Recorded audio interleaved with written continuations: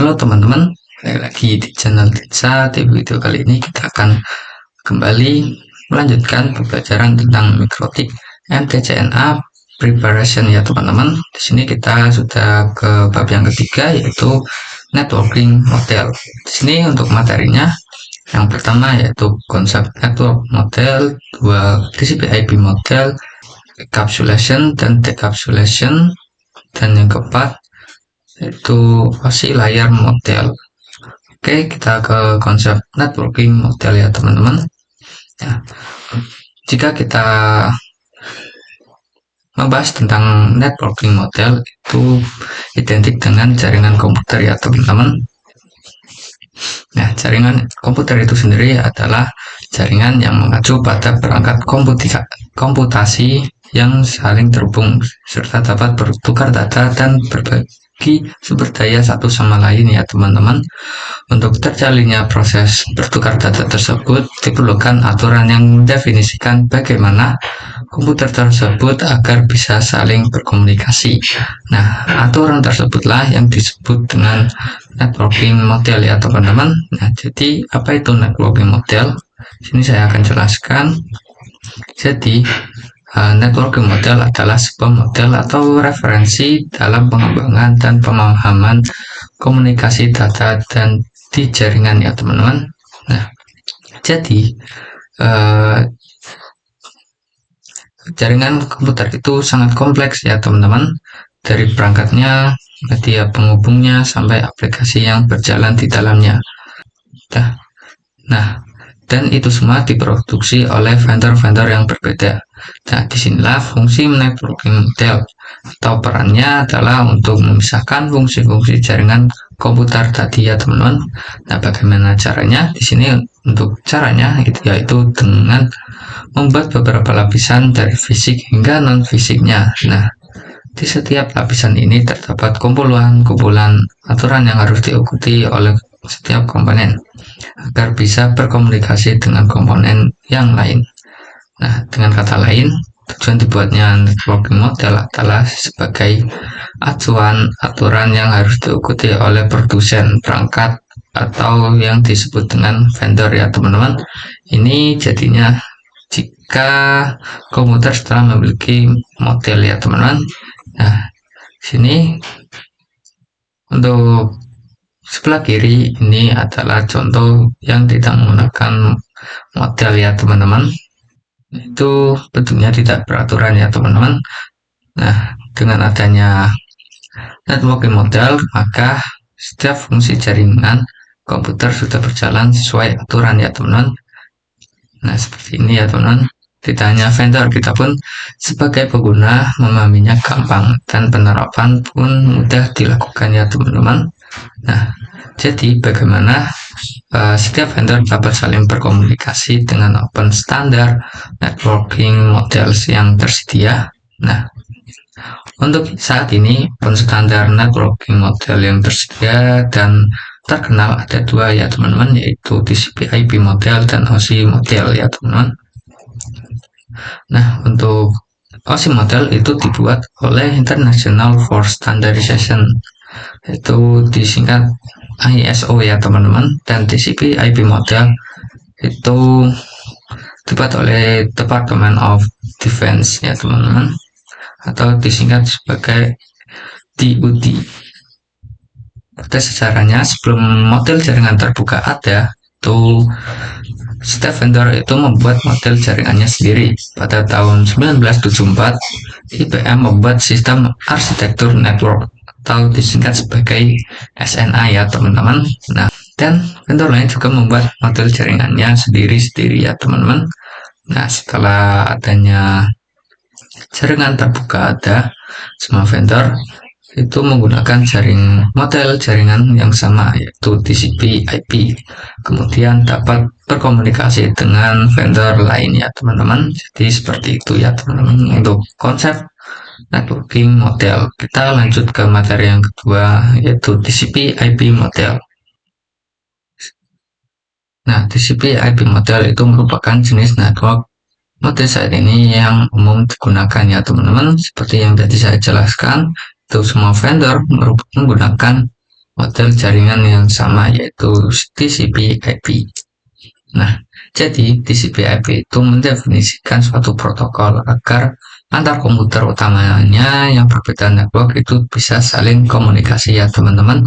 Nah, untuk membantu dalam memahami setiap networking model itu bisa menjadi bagian-bagian kecil yang kita sebut sebagai layer ya teman-teman.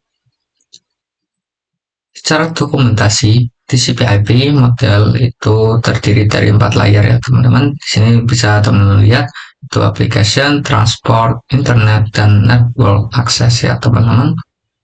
Nah, namun penerapan dalam real networknya TCP/IP lebih mudah untuk dibagi menjadi 5 layers ya teman-teman, itu application, transport, network, data link, dan physical. Nah, di sini saya akan menjelaskan satu persatu dari 5 layer ini. Nah, yang pertama, application layer. Nah, application layer itu berfungsi sebagai antarmuka dengan aplikasi ya teman-teman, untuk mengatur bagaimana aplikasi dapat mengakses jaringan dan kemudian membuat pesan-pesan berskala. Jadi, application layer ini untuk menjembatani aplikasi dengan network ya teman-teman. Nah, diantaranya contoh service dari application layer itu seperti HTTP. Nah, HTTP itu digunakan ketika kita mengakses suatu web server ya teman-teman. Contoh kedua yaitu POP3, SMPT, IMAP, SSH, dan lain sebagainya. Oke, kita lanjut, kita ke transport layer. Nah, fungsi dari transport layer yaitu adalah menyajikan atau memberikan service ke application layer, transfer data ya teman-teman, transfer data. Untuk transport layer itu terdapat 2 protokol yang sering digunakan, yaitu TCP dan UDP. Nah, protokol TCP itu digunakan untuk IP karena support error checking ya teman-teman, dan UDP itu digunakan untuk video streaming, games, dan aplikasi lain yang membutuhkan kecepatan data. Nah, dan salah satu mekanisme yang disediakan oleh transport layer khususnya pada TCP ini itu adalah error recovery mechanism ya teman-teman. Jadi seperti itu. Oke, kita lanjut ke network layer. Untuk network layer itu hanya dapat satu contoh saja ya teman-teman, yaitu IP, Internet Protocol ya teman-teman. Dan IP ini menyediakan 2 fitur yang sangat penting, yaitu tracing dan routing, yang dimana berfungsi untuk menangani konektivitas dan pemilihan jalur. Jika tracing itu bahwa IP address itu sendiri ya teman-teman, itu memberikan nama pada perangkat di jaringan komputer. Jika routing, salah satu fitur yang disediakan pada setiap IP di bagian network layer yang bekerja layaknya kantor pos ya teman-teman, yaitu mencari rute tercepat untuk mencapai tujuan. Nah, setiap perangkat jaringan itu memerlukan alamat unit jaringan ya teman-teman. Kita seperti itu. Kita lanjut ke data link layer dan physical layer. Nah, data link layer itu mendefinisikan protokol yang dibutuhkan pada physical layer. Nah, salah satu fitur yang pada data link layer ialah FCS atau Frame Check Fancy, yaitu error detection mechanism. Mekanisme ya teman-teman hanya mendeteksi error tanpa recovery. Nah, tracing yang digunakan pada data link layer adalah MAC address ya teman-teman. Nah, physical layer itu mendefinisikan cabling pada suatu jaringan komputer, atau mendefinisikan secara fisik apa yang digunakan untuk menghubungkan antara device. Oke, seperti itu ya teman-teman. Kurang lebih penjelasan tentang application, transport, network, data link, dan physical layer ya teman-teman. Oke, kita lanjut ke materi yang selanjutnya, itu encapsulation dan decapsulation. Oke, nah Untuk encapsulation itu adalah proses membungkus data dengan header pada data di setiap layernya ya teman-teman. Jika decapsulation itu sebaliknya. Nah, di sini teman-teman bisa lihat pada ilustrasi gambar di sini di sender. Nah, jika kita memiliki data yang awal mulanya itu di application layer, nah lalu ke transport layer, lalu ditambah TCP header ya teman-teman. Lalu jika ke network layer itu teman-teman ditambahkan IP header. Di transport layer itu disebut dengan segmen. Jika di network layer itu disebut dengan IP paket ya teman-teman. Nah, jika sudah ke network layer itu teman-teman lanjut ke data link layer ya teman-teman. Nah, lalu ditambahkan data link header dan ekornya, depan dan belakangnya ya teman-teman. Lalu kita ke layer yang terakhir yaitu physical layer. Nah, di physical layer ini berbentuk bit ya teman-teman ini. Nah, pada shader itu disebut dengan proses encapsulation ya teman-teman. Jika decapsulation di sini teman-teman lihat di sini mereka receiver. Nah, yang awal mulanya itu bit itu dipecah lagi menjadi seperti ini, data link, IP, TCP dan data seperti ini ya teman-teman. Lalu kita ke network layer, lalu data linknya itu lalu dihapus ya teman-teman. Lalu kita naik lagi ke transport layer, IP headernya itu dihilangkan ya teman-teman. Lalu ke application layer, kembali ke data ya teman. Jadi seperti itu proses dari decapsulation. Jadi decapsulation itu mengembalikan dari bit ke data lagi ya teman-teman. Oke, kurang lebih seperti itu. Kita lanjut ke materi yang terakhir, yaitu OSI layer model. Nah, pada materi sebelumnya itu teman-teman sudah belajar tentang TCP/IP model ya teman-teman. Nah, sekarang kita akan belajar tentang OSI model. Nah, pada materi sebelumnya saya sudah pernah menjelaskan model yang sering digunakan hanya TCP/IP model. Nah, kenapa? Karena untuk dari sisi pengembangan protokolnya atau modelnya, TCP/IP itu lebih dominan ya teman-teman dibanding OSI layer. Namun OSI layer bisa dipelajari karena mudah dipahami ya teman-teman, itu sebagai modul pembelajaran. Sebelum networking ada, itu setiap vendor membuat networking modelnya masing-masing. Nah, karena setiap vendornya itu memiliki networking model yang berbeda-beda, maka komunikasi antar vendor sulit dilakukan. Jadi usaha untuk membangun suatu jaringan komputer sangat besar. Ya, banyak vendor tadi itu bagaimana upaya agar tetap berkomunikasi dengan baik antara vendor satu dengan vendor yang lain.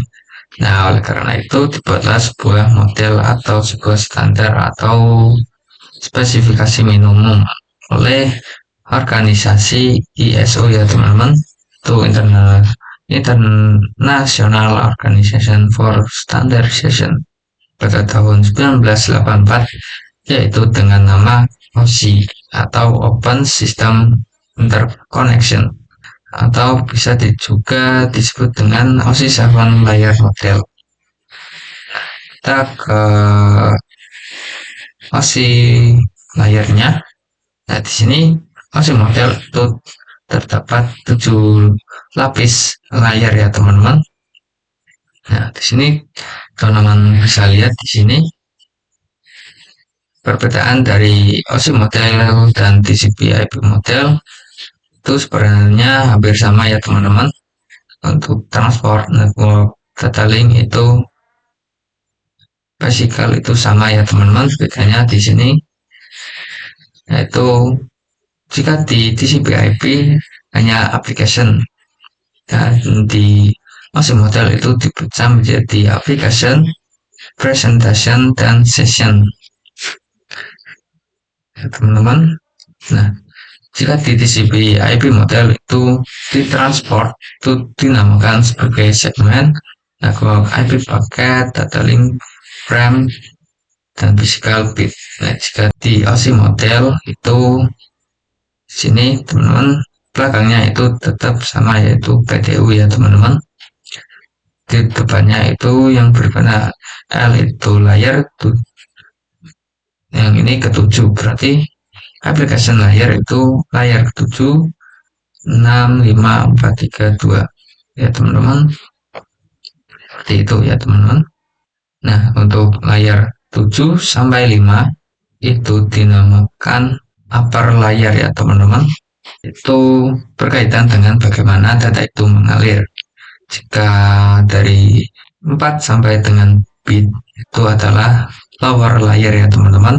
Itu yang berkaitan dengan user interface, data formatting, dan communication seasons ya teman-teman, seperti itu. Oke, ya untuk OSI model seperti itu.